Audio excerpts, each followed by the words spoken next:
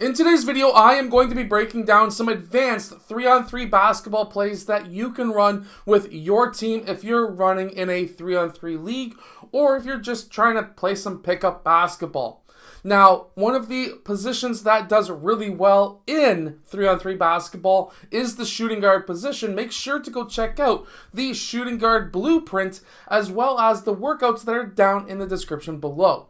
Anyways, let's get down and let's check out these basketball plays. Okay, so we are going to start with two players in the post and the ball handler starting out on the wing. If you have to start on the point, then you would just dribble out towards that wing. Player 3 is going to set the cross screen for player 2. Player 2 is going to use that screen. He's going to post up for 1 to 2 seconds. If he's open, this will be a post up play, and player 3 is going to then pop out towards the point. If player 2 is not open to get that ball, then player 1 can look to pass to player 3 and then set the pin down screen for player 2. Depending on how player 2's defender is going to play this, if he's on this side and gets stuck by this screen, player 2 is going to pop out towards that wing. However, if he's playing right behind player 2, knowing that this is a pin down screen, well then now player 2 can use that screen. If his man is following him over top of that screen, he can then curl in, and that should be an open layup on that right side. So this is going to be two different options depending on the read that you have on that defender. Out of the same play, after this pass, if we go back, instead of a pin down screen, you can also do a back screen on player 1. And that can be an option to the rim as well. The second play I'm going to show you, we're going to start in a 3-out. Player 1 is going to go down into the post, and player 2 is going to do a high cut across the free throw line. After that high cut, player 3 is going to pass over to player 2, and player 2 is going to look to pass into player 1. When this pass happens, we're going to have player 3 set the screen for player 2, and player 2 is going to be then cutting towards the rim.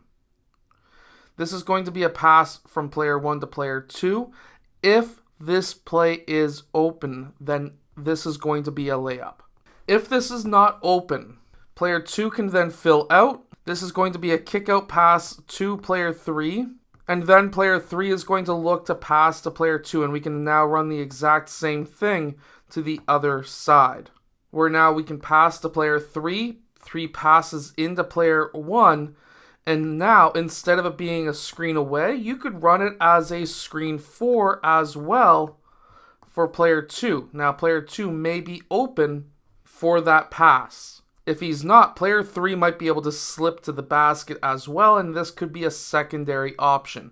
You could even run this the first time around as well. You don't necessarily have to use that back screen. You could just do it this way every single time, but this just gives you two different options depending on how the defense is playing out on the perimeter.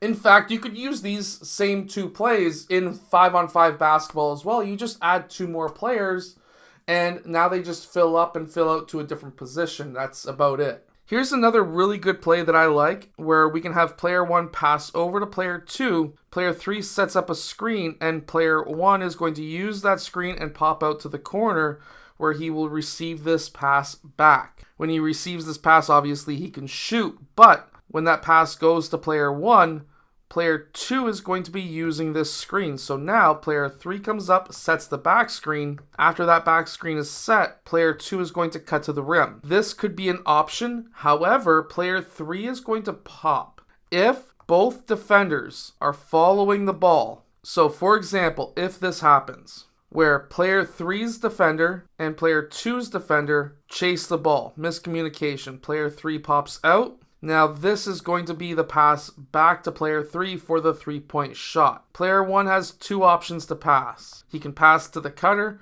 or he can pass to the pop man, or what I call the pop man.